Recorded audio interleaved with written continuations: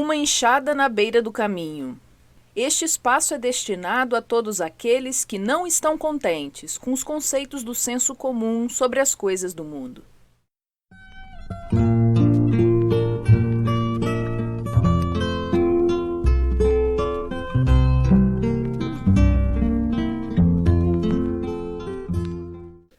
Queridos ouvintes, sejam bem-vindos ao nosso programa.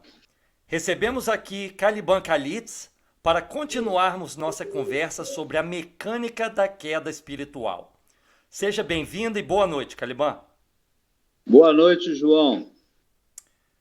Caro Caliban, como aconteceu, ou melhor, acontece, como você diz, o processo de involução do espírito? Quando você fala de queda, a ideia que me vem à mente é de algo ou alguém caindo do alto, como às vezes é retratado em pinturas europeias, né? É isso mesmo que ocorre? Pode até ser, sabe, João? Pode até ser esse conceito, né, de queda cinética, né? Que é uma queda, né, por altura, né? Um corpo está numa determinada altura, pela ação, né, da gravidade, ele então se despenca, né? Daquela altura. Aliás, despencar é isso, né? Você sair de uma beirada, de um abismo, né? Esse que é o conceito de despencar. Pode ser também o conceito de queda, né? Queda cinética. Se você observar na queda, ela está implícito, né, no universo esférico que a gente vive, né, no tridimensional. A queda é sempre um processo de interiorização. Precipitação é sempre um movimento para dentro, né? Então, se observa, por exemplo, no núcleo do planeta Terra, foram precipitados os elementos químicos de maior número atômico, não é isso? Aqueles mais pesados, né, que estão no centro do planeta, teoricamente, né? Porque ninguém ainda comprovou exatamente isso, mas dá para se estudar. É assim que se estuda os corpos celestes, né? Pela emissão da luz ou dos sons, né? Nesses radiotelescópios, né? Então, você, pela gama de frequências que é retornada, você sabe se aquele corpo lá, aquela estrela, ela contém isso, se contém metais, se contém, né, gases, em quais temperaturas, né? Porque essa noção, então, de queda cinética, ela, num sistema bidimensional, ela é evidentemente alguma coisa que cai, né, de uma altura até o chão. Mas que não é exatamente isso que ocorre, né? É, na verdade, uma precipitação de uma camada superior de energia para uma outra camada inferior, né? É isso que ocorre, na verdade, né? Também é um processo que a gente pode chamar de materialização, esse processo de queda, né? Porque é o que acontece quando há precipitação numa determinada solução de elementos químicos, né? Quando o corpo mais pesado, após a série de reações, ele então se precipita para o fundo do recipiente.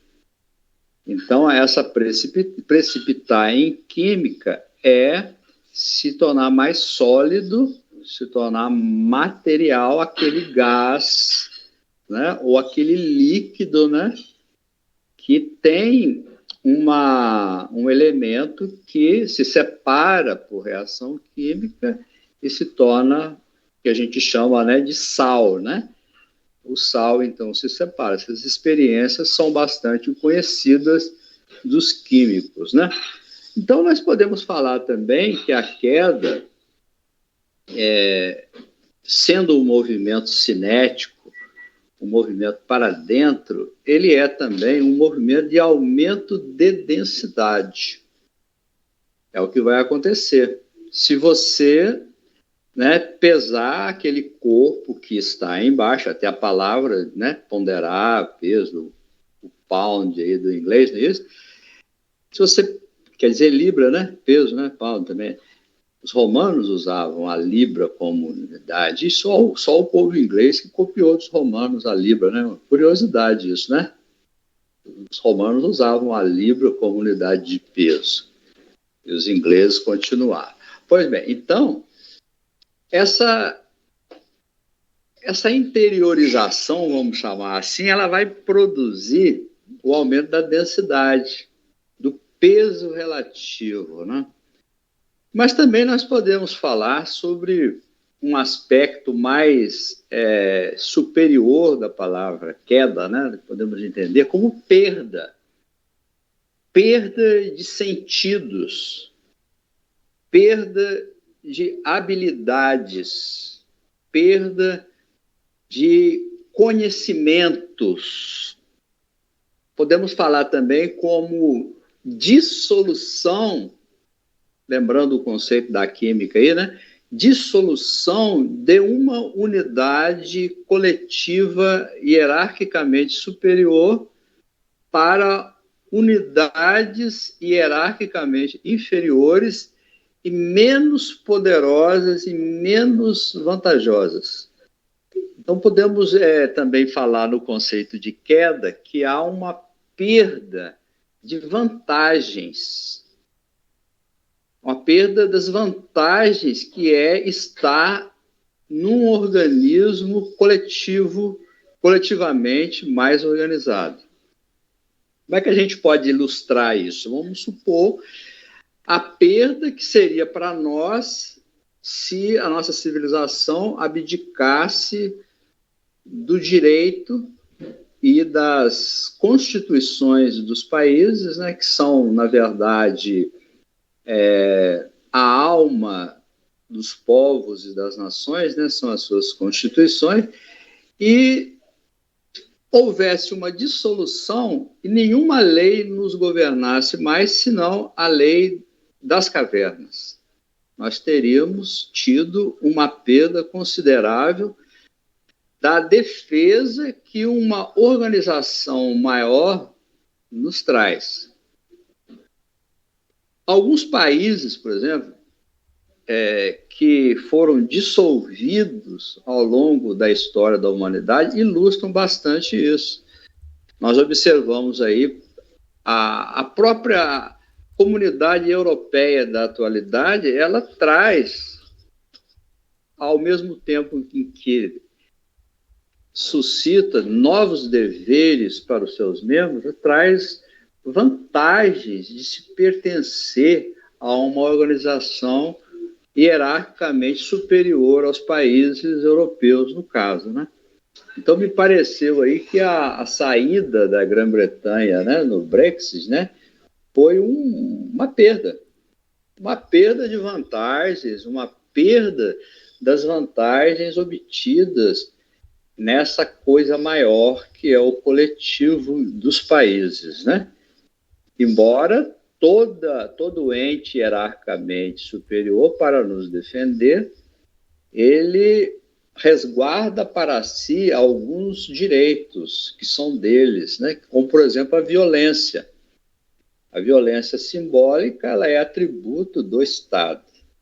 E nenhum cidadão poderá ter e praticar a violência. Apenas o Estado poderá praticar a violência. Isso é uma vantagem, porque é uma forma de nós vivermos em paz. Aqueles, por outro lado, que defendem um individualismo exagerado, exacerbado, né, que trabalham pela dissolução das unidades coletivas, eles ganham, o que eles ganham em pretensa liberdade, eles perdem na defesa de suas individualidades.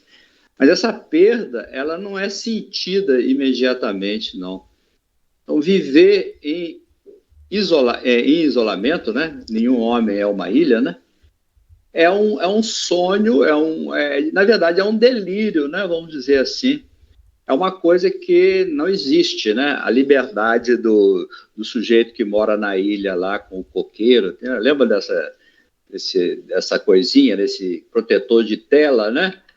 o John Castaway, né, isso? Que ficava lá numa ilha lá pegando coco e vivia de coco e tudo, né? E isso não existe, a gente sabe, né? Nenhum homem é uma ilha. Isoladamente, nós perdemos muito, né? Então, queda é isso também. Perda de vantagens do coletivo para uma situação de enfraquecimento numa unidade coletiva hierarquicamente inferior. Também nós podemos conceituar a queda, uma outra maneira, que seria o retorno a uma condição já superada, já suplantada. Vamos supor, né, cada um de nós aí que tem a sua formação, né? E se ficou durante alguns anos estudando, passou aí por todas as fases, e de repente alguém dissesse a você assim, que você teria que retornar ao estudo fundamental. Isso seria para você, para nós, né, seria esse retorno a essa condição já suplantada, né, seria uma perda, seria uma queda, seria uma decadência, né? Decadência é isso, né? Que cai, né? Decair é a raiz da palavra lá do latim, né? Mas nós podemos também entender uma queda como um processo, que nós já falamos, né, de curvatura do espaço-tempo. Um processo de dobragem, vamos falar assim, né? De retorno, né? Que a palavra retorno tem tudo a ver com dobrar, né? Tem tudo a ver com se envolver, na verdade. A própria palavra evolver, e no português, o português arcaico, né? Ele não tinha, né, distinção entre a letra U e a letra V. Então, seria o evoluir, né? Que ficou o evoluir, de onde saiu a evolução, evolver. O correto, né, etimologicamente falando, né, seria a letra V, né? Pois bem, então, podemos falar também que essa queda ela pode ser observada no processo da análise de qualquer fenômeno existente no mundo. Digamos, né, vamos até falar mundo, quando nós dizemos mundo, nós não estamos falando apenas do nosso planeta Terra, não. Estamos falando do universo visível, né? Então, onde existe o fenômeno, existe essa chamada caminhada esquisita do fenômeno, né? O fenômeno é interessante porque ele se adianta, né? Então, vamos imaginar que se fosse uma reta em que nós caminhássemos alguns passos para frente e depois nós dessemos muitos passos para trás, mas não exatamente voltássemos no mesmo lugar de onde nós tínhamos partido. Então, esse voltar, né, seria também essa queda, né, seria esse movimento que se observa na trajetória de qualquer fenômeno existente no mundo, que é voltar sobre si mesmo. Tudo volta sobre si mesmo. Nós podemos também imaginar uma reta que subisse e caísse, né, mas não caísse totalmente até o ponto de onde subiu. E depois subisse novamente, vamos imaginar retas, né? E subisse outra vez em linha reta, e outra vez caísse, e subisse novamente e outra vez caísse, mas nunca caindo abaixo do ponto anterior. E podemos ter também, como modelo de queda, o processo da abertura e do fechamento. Podemos imaginar também que isso é um processo de respiração, de se inflar e de desinflar, de inchar e de desinchar, de se expandir e de se contrair. Aliás, o nosso sistema circulatório cardiovascular executa esse movimento, porque nós também, como individualizações do fenômeno da queda, não deixamos de ter em nós mesmos esse dualismo, essa respiração, que é aquilo que no hinduísmo, né, vai ser chamado do dia de Brahma e da noite de Brahma. Só que no hinduísmo, né, se trata essa respiração de um tempo incomensurável, né, em que Brahma respira, depois expira. Também temos, se a gente vai estudar Hatha Yoga, né, a gente vai ver também que Hatha Yoga quer dizer, né, a yoga, a junção de Ra, né, e Tá, do Sol e da Lua, uma força maior e uma força menor, né, gravitante em torno da maior, e que se pretende, com o equilíbrio energético dessas duas correntes, que também vai ser percebido isso quando nós estudamos a acupuntura, né?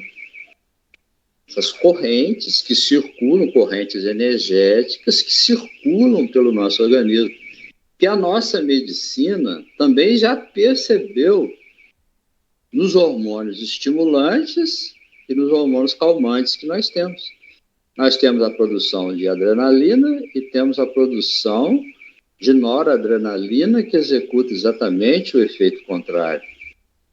Nós temos todos, a cada substância hormonal que é despejada na nossa corrente sanguínea, pela nossa mente, né? Diga-se de passagem, nós temos sempre essa situação, de maneira que nós temos um sistema nervoso, né, que isso já é conhecido de todos, né, não é nenhuma teoria de espiritualistas, né, nós temos um sistema nervoso chamado simpático e o sistema nervoso chamado parasimpático.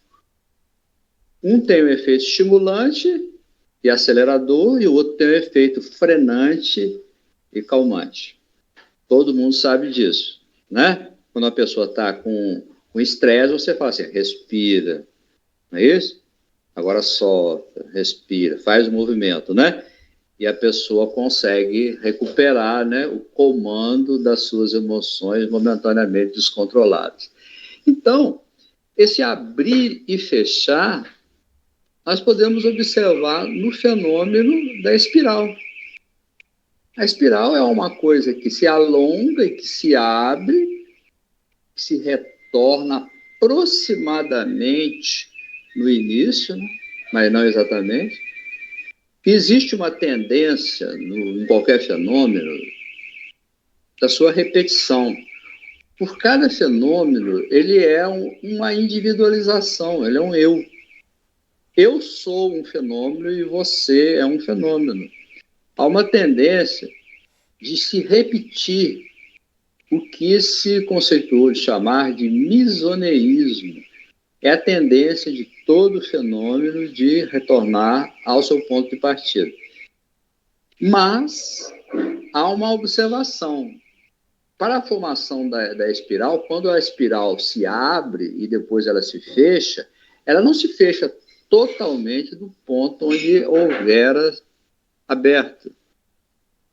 De maneira, então, que vai sendo executado esse movimento de ida e vinda, que é um movimento de respiração, né? Um movimento de subida, diríamos assim, e descida, que é através desse fenômeno que se produz a memória do fenômeno.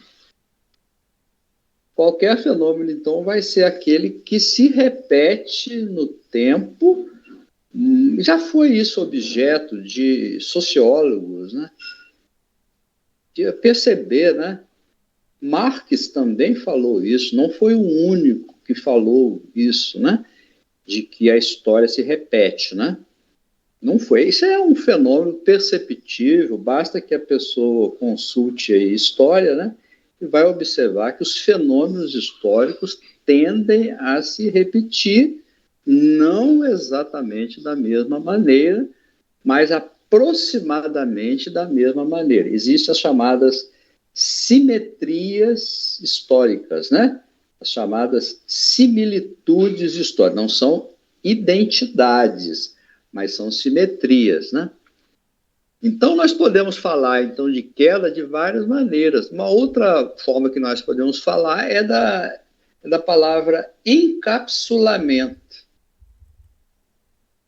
Encapsular, envelopar, tá? Se guardar, se fechar, não é isso? Também nós podemos conceituar a queda como um encapsulamento, como se fosse um congelamento também, que é uma outra palavra, tá? Lembrando que no congelamento, um gás se transforma em sólido, não é isso? No caso, a nossa água, no vapor de água, se transforma no gelo, né? Há um processo, então, de congelamento cinético. Diminuição, né? Isso, de algumas correntes que estavam em estado livre e que passam a circular, né? Fechadamente. A própria palavra circular já é pleonástica, né? Passam a circular em circuito, né? Tudo que circula está no circuito fechado, evidentemente, né? Então, nós podemos entender que essas forças em jogo, né? Essa força aceleradora, essa força frenante, né? Elas estão presentes em todos os fenômenos, seja um fenômeno biológico, químico, seja um fenômeno social, um fenômeno histórico, estão presentes. Então, em política se fala assim, é saudável a alternância de poderes. Não é isso? A alternância de ideias opostas, né? É saudável para a saúde do sistema democrático, não é o que dizem? Né? Então, até na ciência política já percebeu isso. E nós podemos também conceituar a queda como uma força de atrito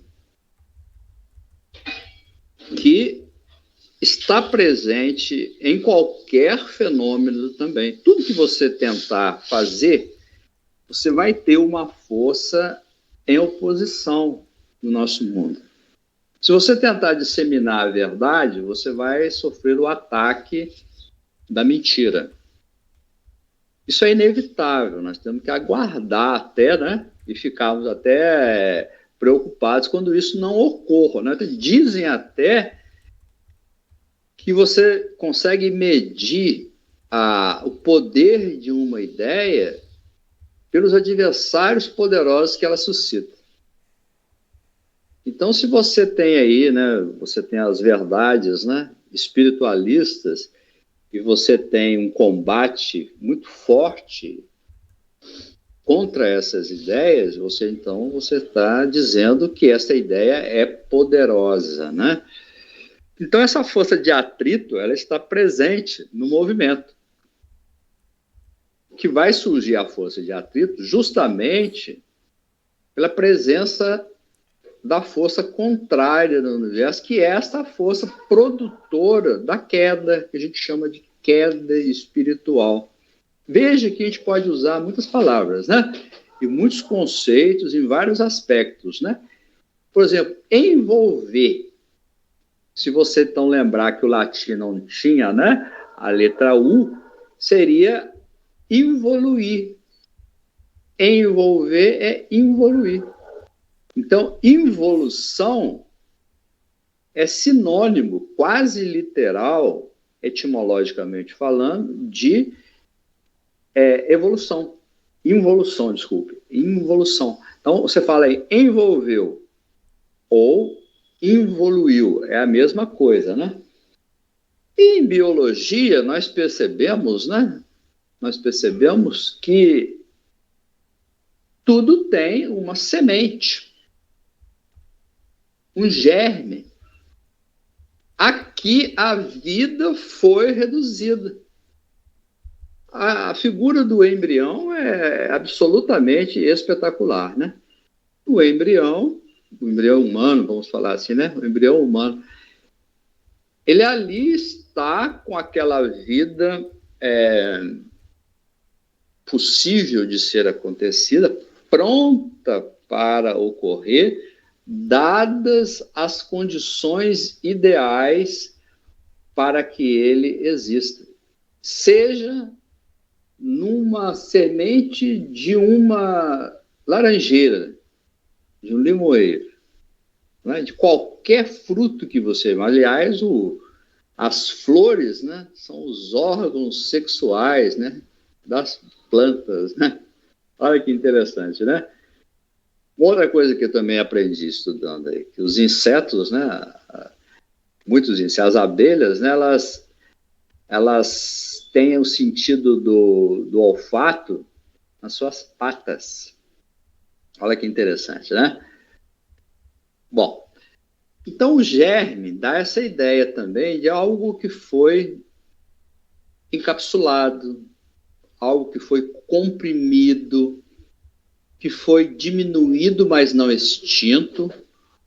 Houve, então, o que nós chamamos do desmoronamento de todas as dimensões da coisa, que, não obstante todo esse processo de redução, ele não morreu, não foi extinto. E na linguagem maravilhosa do Evangelho de Jesus, né, ele vai nos dizer, né, se o grão caindo na terra não morrer, nós não temos a vida, né? Então, ele se referindo, evidentemente, a todas as vidas, também estava falando sobre isso, né? Também, né? As palavras de Jesus são esféricas, né? Tá? Então, ele está falando também de todas as vidas que foram ceifadas em razão da disseminação da verdade no mundo, né? Por esses grãos que, se não tivessem morrido, né, não teriam frutificado mais tarde, né? Então, o universo, ele tem uma respiração, e nós também percebemos em todo fenômeno um processo de mastigação da realidade. A realidade leva muito tempo para ser absorvida, para ser assimilada pelas massas, que precisam mastigá-la bastante. É preciso que se repitam as lições ao infinito, sempre procurando uma nova maneira de falar a mesma coisa para atingir um outro público, uma outra consciência, uma outra inteligência, né?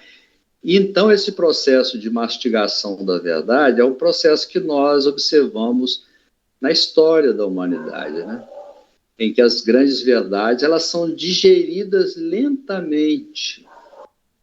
Se hoje nós sabemos aí que é errado fazer certas coisas, embora os crimes ainda sejam cometidos, né? Mas nós já temos as leis, né? Nós já temos os balizamentos, né? E esses balizamentos foram sendo deixados ao longo do tempo e comportamentos foram sendo substituídos geração após geração, né? Então, queda, né? Falar de queda é falar do nosso próprio mundo. Está presente em tudo.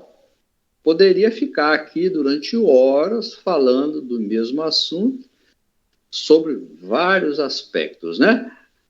Mas eu acho que o que nós precisamos, talvez, na nossa condição de humanos, né, é perceber o que é isso no seu sentido ético-moral.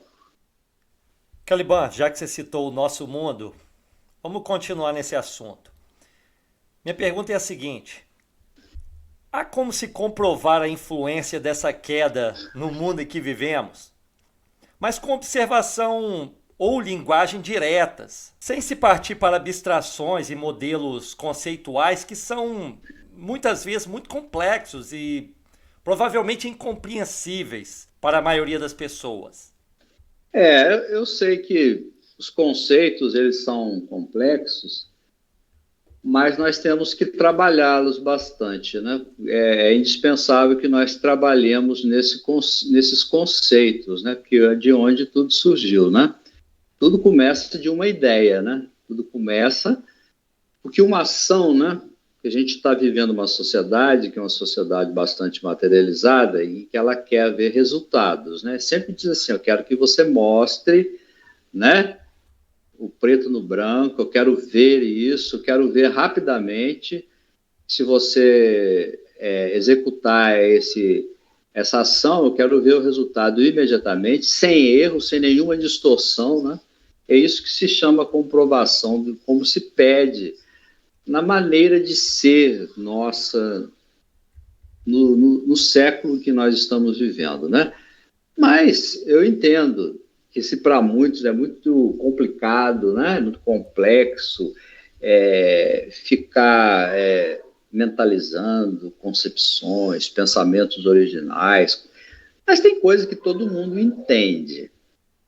Quando a gente cai para o terreno do nosso dia a dia, todo mundo entende o que é queda, né? Que a gente está falando sobre coisas morais e éticas, né? Então você diz assim, ó, queda, todo mundo fala assim, aquela pessoa caiu, né? Tem até uma música, né, que falava que para subir você desceu, né? Você caiu, né? Caiu no conceito. Assim, ó, essa pessoa caiu no conceito das outras, né? Quando ela fez isso ou fez aquilo, né? Ela caiu, né? No conceito. Olha para você ver como o conceito está lá, né? Existe um conceito do que deve ser feito e um conceito do que não deve ser feito na nossa sociedade atual, né? Então, essa queda ligada à parte espiritual, ela pode ser mais perceptível para nós, por exemplo, na queda das civilizações.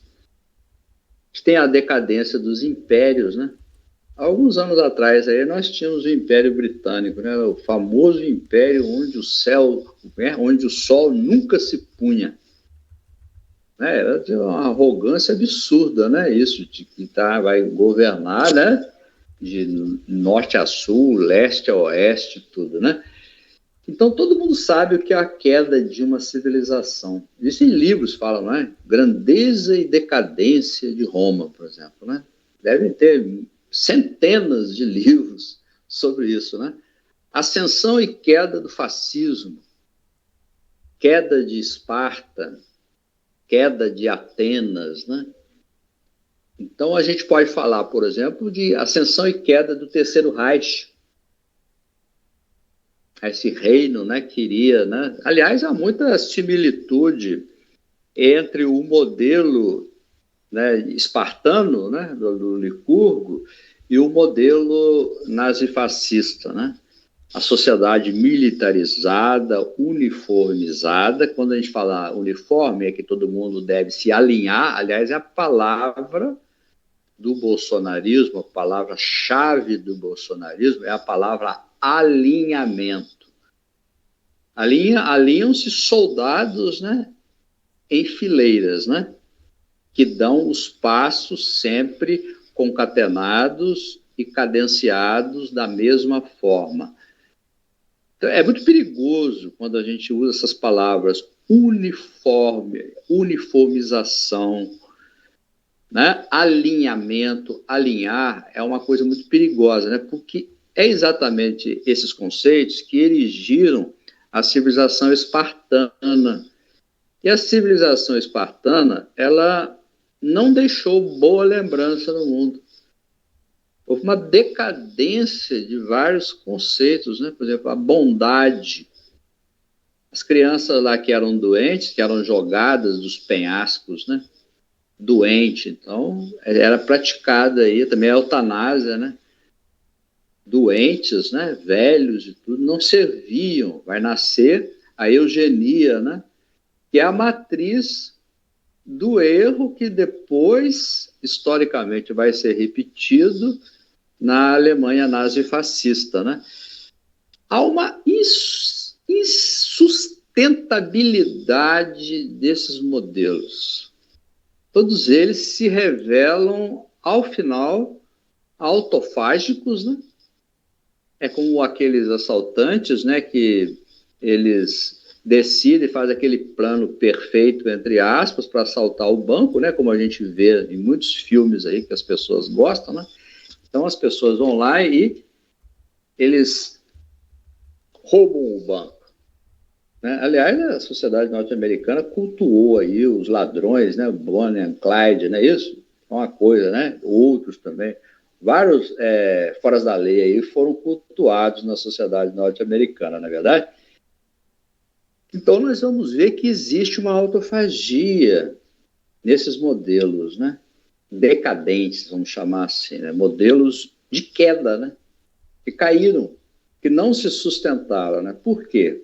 Porque faltou bondade, porque faltou amor, porque faltou caridade, que faltaram piedade, comiseração para com o próximo, né?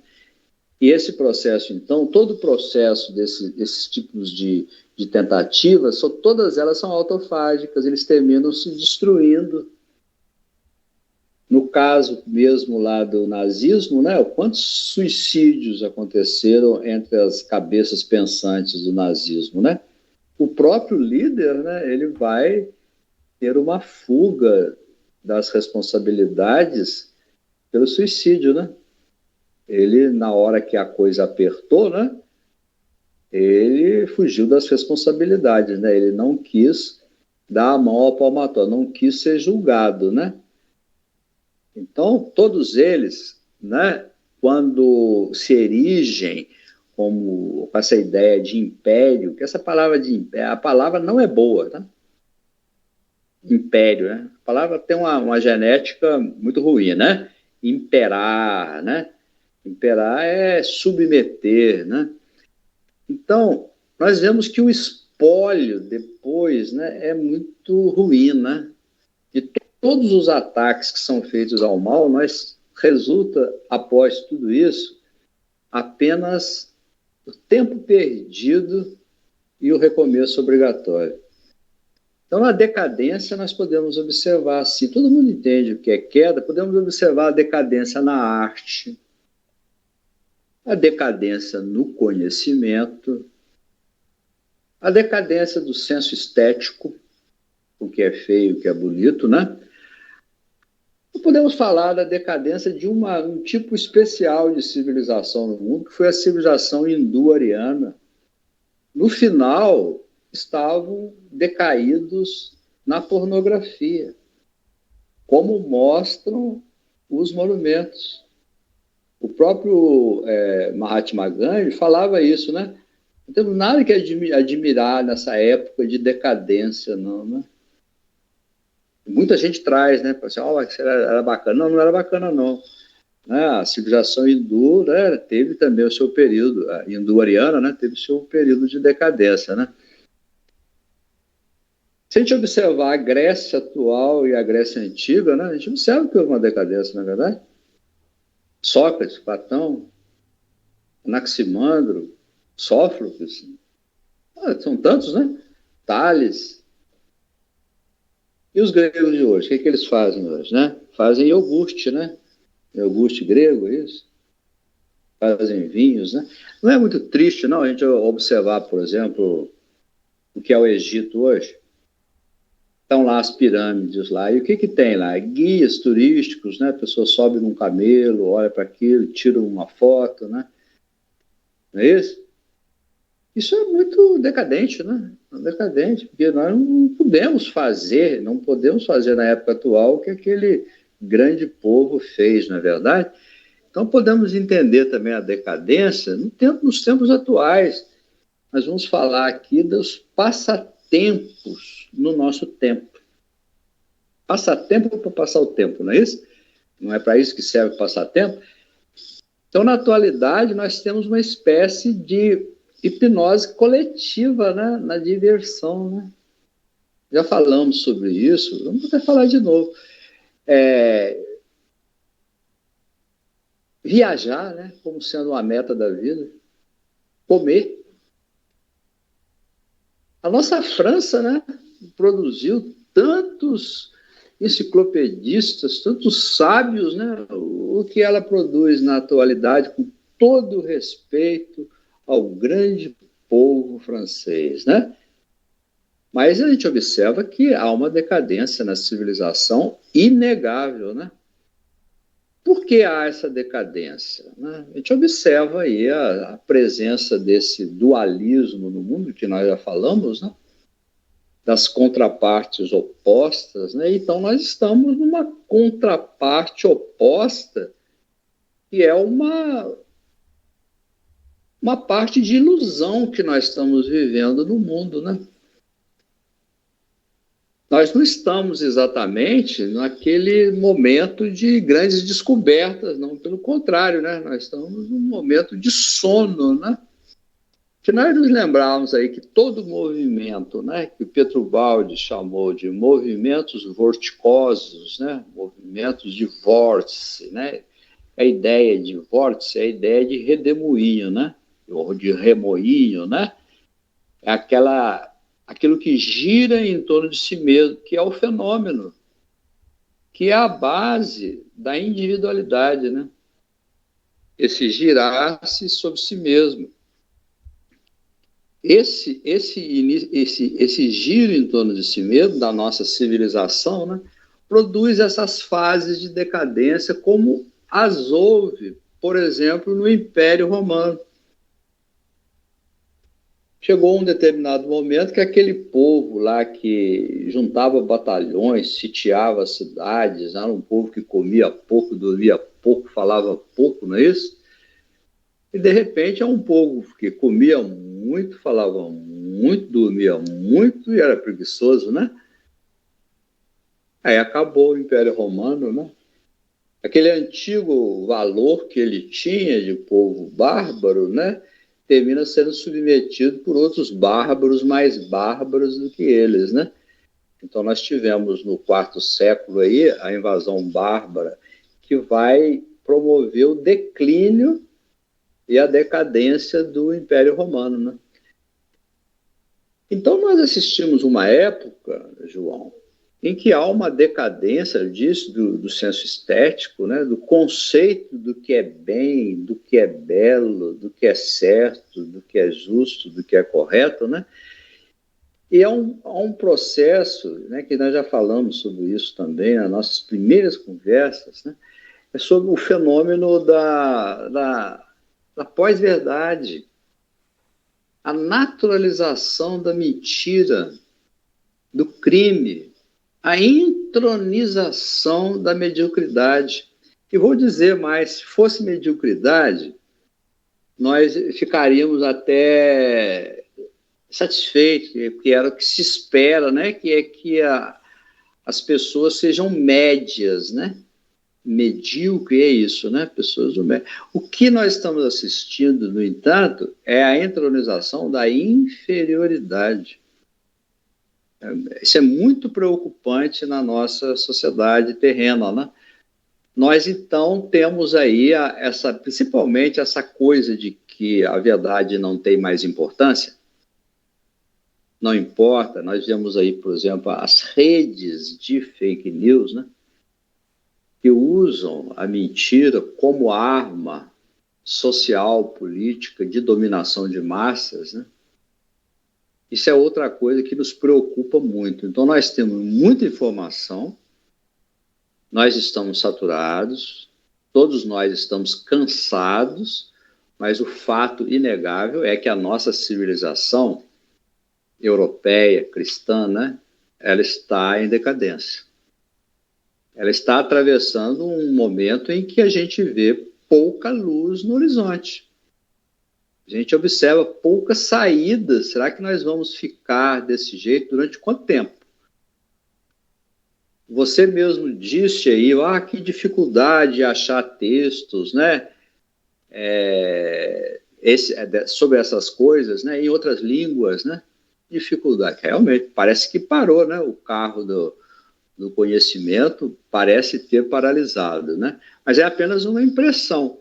Mas a maior comprovação, eu penso, que as pessoas podem ter, já que você falou aí, né? Como é que nós podemos comprovar de maneira patente, insofismável, a existência da queda, né?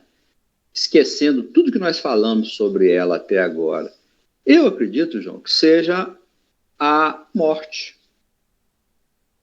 O processo de envelhecimento e o processo de morte. Para nós, os humanos, eu acho que nada é mais traumatizante do que a ideia de que, a partir do momento em que nós nascemos, nós começamos a envelhecer e morrer. Então, ao observar isso, né, que é uma coisa que chega na casa de todo mundo, né? Não existe alguém que não presenciou essa figura, né, da morte na sua família, entre seus amigos, conhecidos e tudo.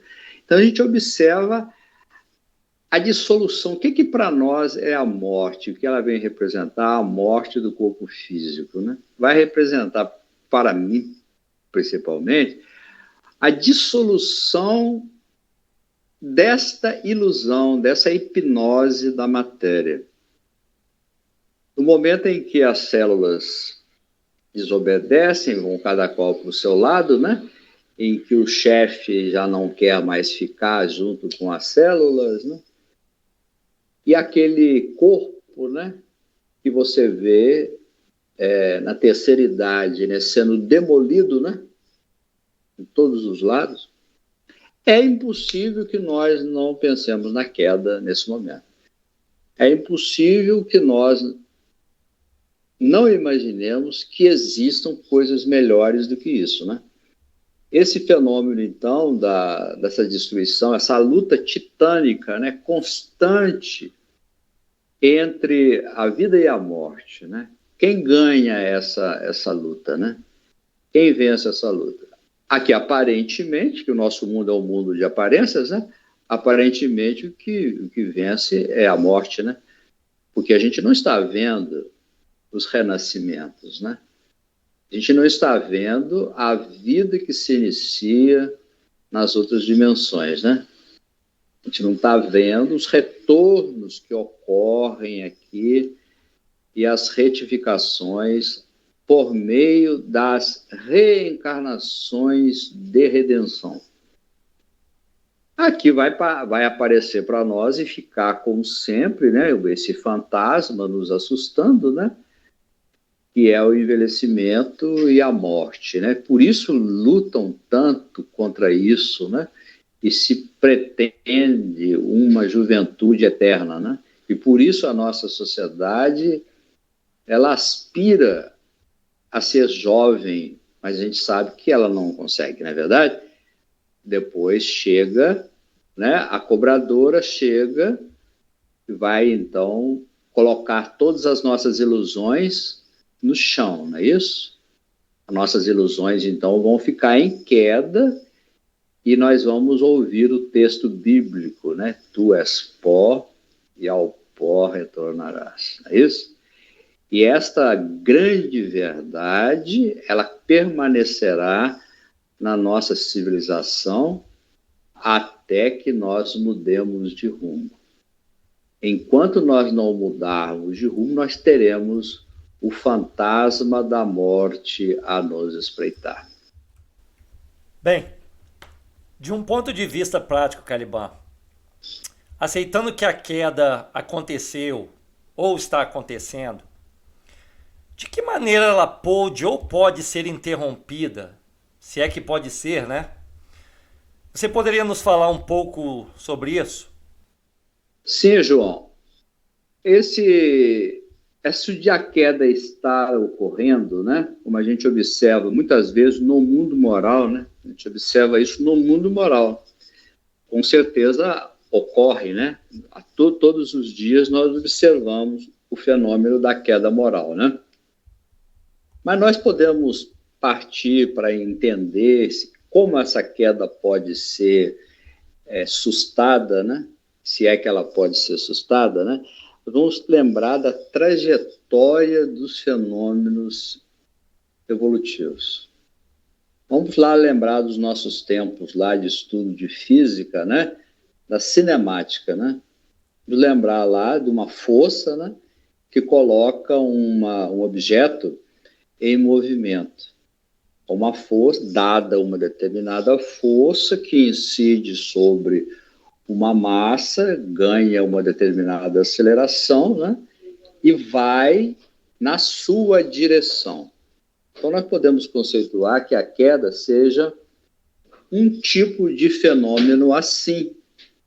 Partiu de um pensamento, se configurou na palavra, né, como diz o texto bíblico, né, até se materializar na ação. Né? Então, qualquer trajetória de um fenômeno cinético, ele pode ser sustentado se nós colocarmos, a gente sabe disso, né, uma força oposta em sentido contrário, de tal maneira que se o valor relativo de ambas as forças forem iguais, nós teremos a paralisação aparente desse movimento. Não é verdade? Nós teremos a paralisação. Como isso pode acontecer? O jogo de forças, que é a chamada resultante. Se nós colocarmos uma resultante, né, como sendo zero, é porque a força oposta foi exatamente da mesma intensidade, na mesma direção, oposta, evidentemente, né? Então, nós vamos conseguir, sim, a anulação. O que nós podemos falar sobre isso no terreno da religião?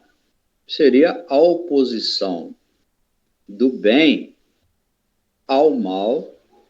Se o mal é praticado, nós teremos que antepor uma ação inversa no bem, individual e coletivamente. Individualmente, nós não conseguiremos sair da queda a não ser que caminhemos na direção oposta da antiqueda, que seria a direção da evolução. Seria a direção dessa força poderosa que está no nosso universo visível, que nós já falamos, que é o Deus imanente. É a força de onde tudo irradia, que alimenta todas as coisas, que supre todas as vidas. Então, nós temos que nos colocar, se nós quisermos eliminar as correntes do mal, dentro de nós e coletivamente, que o raciocínio é o mesmo, né? Nós teremos que nos colocar na posição das linhas de forças que procedem do bem. E o que são essas forças? São as forças de doação, são as forças nobilitantes, são as forças do perdão, são as forças da abnegação, da dedicação, do anti-egoísmo, que deverá ser substituído por um egoísmo maior e mais abrangente, que nós chamaremos de altruísmo. Porque se é necessário que o ente criado tenha egoísmo para existir, para dizer eu sou, né? Não é correto que exista o egocentrismo. Não é correto que se caminhe em direção contrária a essas forças do bem, a essas linhas de força. Então, vamos nos recordar que muitas vezes a resultante não é zero na física. Por quê? Porque não foi na mesma intensidade ou não foi na mesma direção contrária. Então, nós temos uma força resultante numa outra direção com uma outra angulação. Não é isso que acontece? É o que acontece na maioria das coisas quando nós não colocamos toda a força que nós devemos opor na contenção do mal. Se nós deixamos o mal crescer, o que vai acontecer? Eu até lembro daqueles cálculos que a gente fazia, né, em física, né? Se você coloca uma força com um determinado ângulo em oposição à outra, você vai ter ali só a projeção daquela força, que seria aquela força multiplicado pelo cosseno, não é isso? Cosseno do ângulo de inflexão, não é isso? Então vai ter isso. Essa força vai estar diminuída, né? Se ela é uma força de 45 graus, vai ser multiplicado por 1,14 qualquer coisa, que é o famoso raiz de 2, né? Não é isso? Em 45 graus, né? Então, não foi aquela intensidade toda. Então, o mal vai continuar existindo um pouco. Se a nossa oposição ela não é senão aparente às forças do mal, nós podemos até, de certa forma, somar, né? Fazer com que essas forças sejam aumentadas. Mas a verdade é que esse jogo de forças ele está presente no universo o tempo todo e está acontecendo a todo instante e a gente não se dá conta disso, né? De que não existe anulação do mal, a não ser que o ente produtor do mal ele execute uma força em sentido oposto. E é bastante difícil, né? Que isso aconteça, porque exige uma renúncia ao seu egocentrismo. Aquele que se afastou, vamos colocar assim, Deus, né? Como a fonte de todo bem e a fonte da energia, da vida, né? Evidentemente, no sentido simbólico dessa palavra energia, né? Vamos falar assim, vida, mas não exatamente vida como nós entendemos, no sentido biológico, né? Vida no sentido de existência, do existir, né? Aquele que se afasta do centro que irradia, o que acontece com ele? De qualquer centro de iluminação. Vamos imaginar uma lâmpada, né? Irradiando esfericamente em todas as direções. Aqueles que estão mais próximos estão iluminados, não é verdade? Aqueles outros que estão na periferia, eles estão parcamente iluminados. Né? Podemos dizer também que essa vida seria uma forma de alimentação do ente formado, né? E aqueles que se colocam longe, esse longe afastado, né? Que seria você estar pretendendo criar um anti-universo, né? Em oposição ao universo, esse ente fica desnutrido. Ele está desiluminado. Ele vai recaindo na escuridão, na treva. Vai havendo um empobrecimento paulatino das suas capacidades. Então, da sabedoria, ele vai mergulhando pouco a pouco, né, na ignorância. Isso é consequência obrigatória de nós nos afastarmos do centro.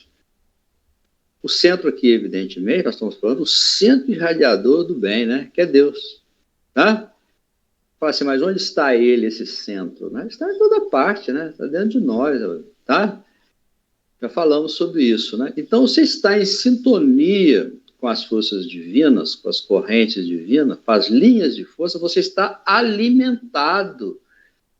Você está iluminado.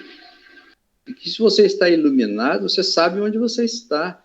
Se você não está iluminado, além de você não estar iluminado, você não sabe aonde você está e você está morrendo. Você está morrendo de desnutrição psíquica, que é o que acontece quando alguém vai para o caminho do mal. Vai acontecendo um empobrecimento e uma ilusão de força.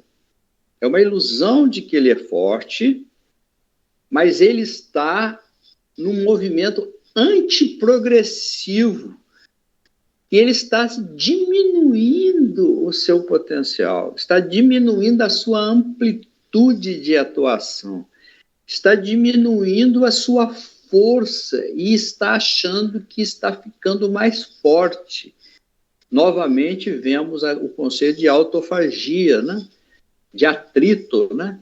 Esse desgaste que vai acontecer no espírito às suas próprias custas. O mal que ele pratica não vai alterar o motor da vida, que é Deus, não vai alterar o universo perfeito, não vai causar o mal de ninguém, na verdade. Então vai ser feito única e exclusivamente em seu prejuízo.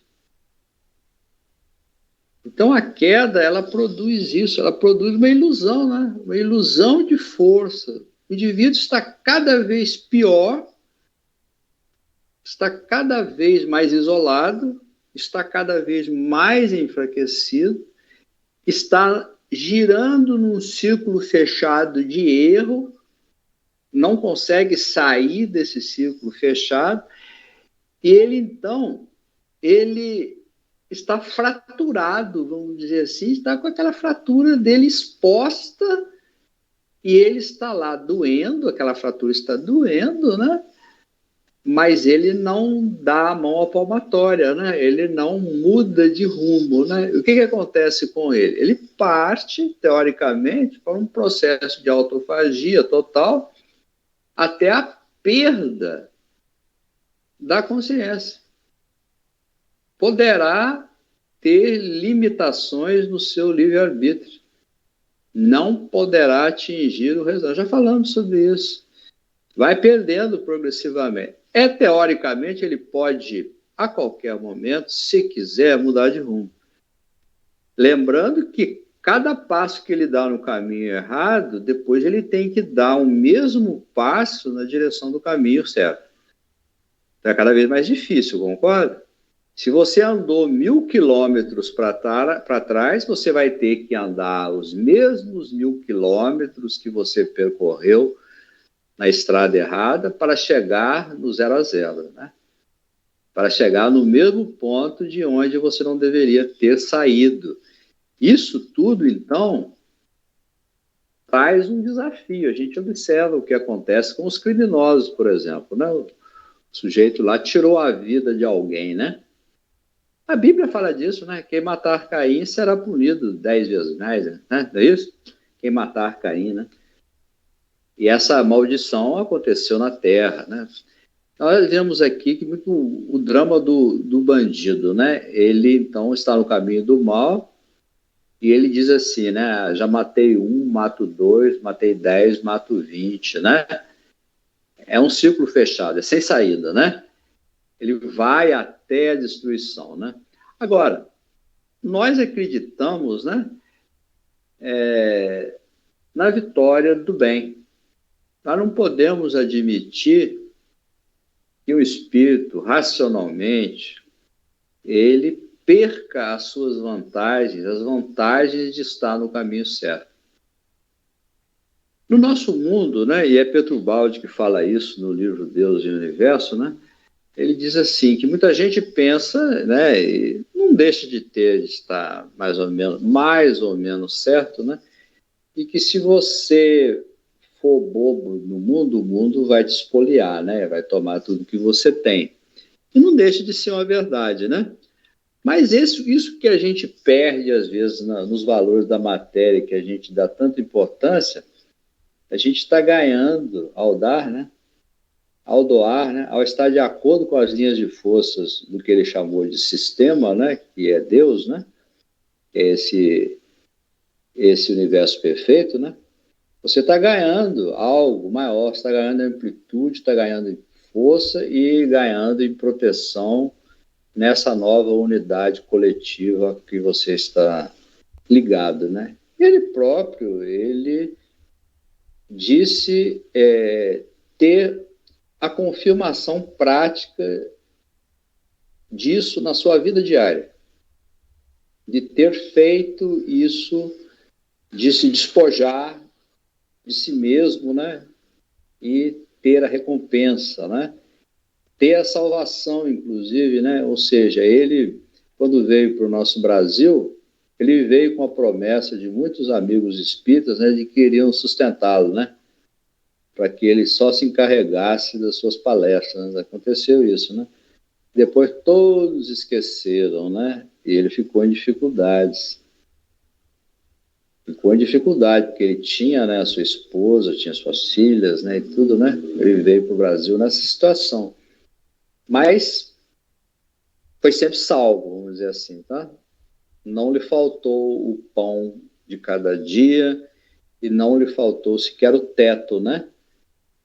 Ele ficou em São Vicente, São Paulo, que, aliás, é a célula mártir da brasilidade, né? A famosa capitania de São Vicente, né?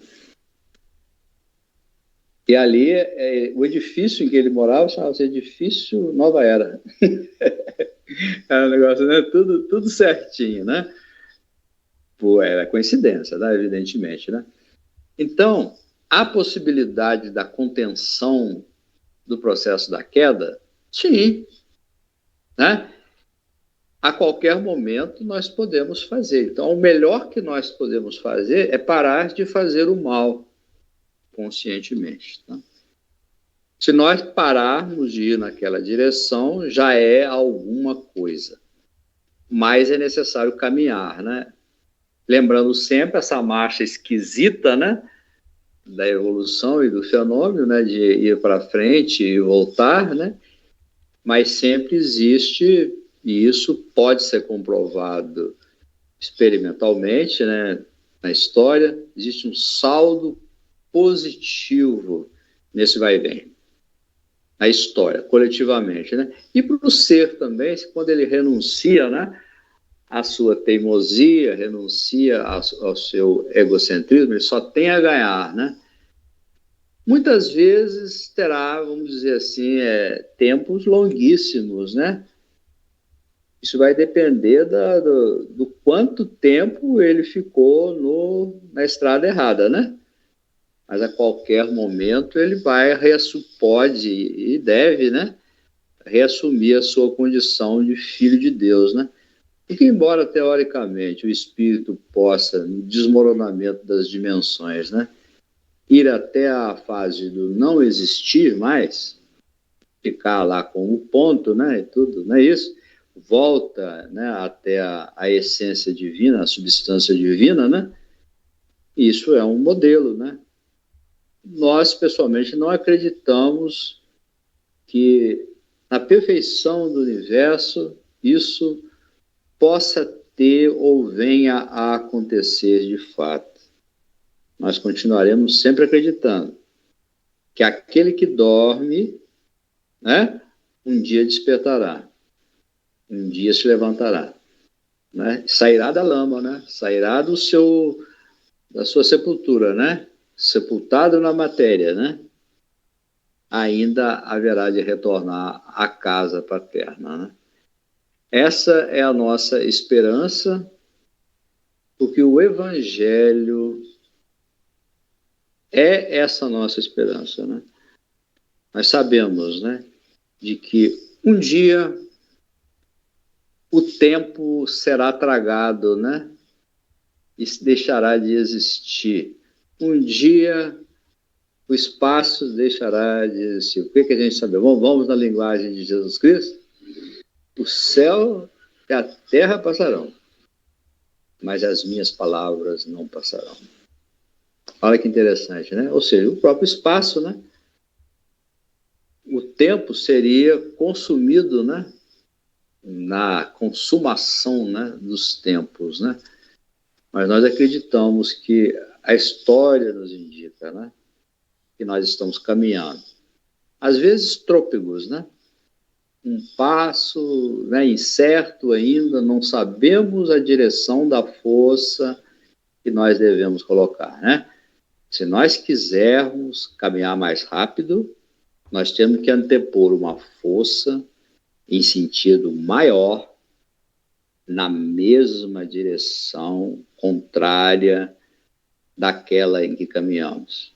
Isso exige vontade, exige perseverança, porque nós teremos a dor, né? E essa dor nos levará à redenção e à evolução. Só assim nós vamos cumprir com a nossa destinação final. Essa é a nossa expectativa, embora nós, na sejamos um pouco realistas, talvez, demais, né? De imaginar que nós estamos numa era de escuridão, que é o que eu imagino que nós estamos, né? A luz está, né? Logo à frente tem a alvorada. Esse logo à frente, eu sou paciente. Estou disposto a esperar alguns séculos. Muito bem. Terminamos assim mais um programa. Gostaríamos de agradecer os nossos ouvintes pela audiência e ao nosso caríssimo Caliban Calites pela paciência e determinação que se dedica em nos falar desses temas. Muito obrigado e até a próxima. Até a próxima. E aqui encerramos esse podcast. Muito obrigada por sua companhia. Gostou? Então se inscreva no nosso canal e nos acompanhe. Até logo!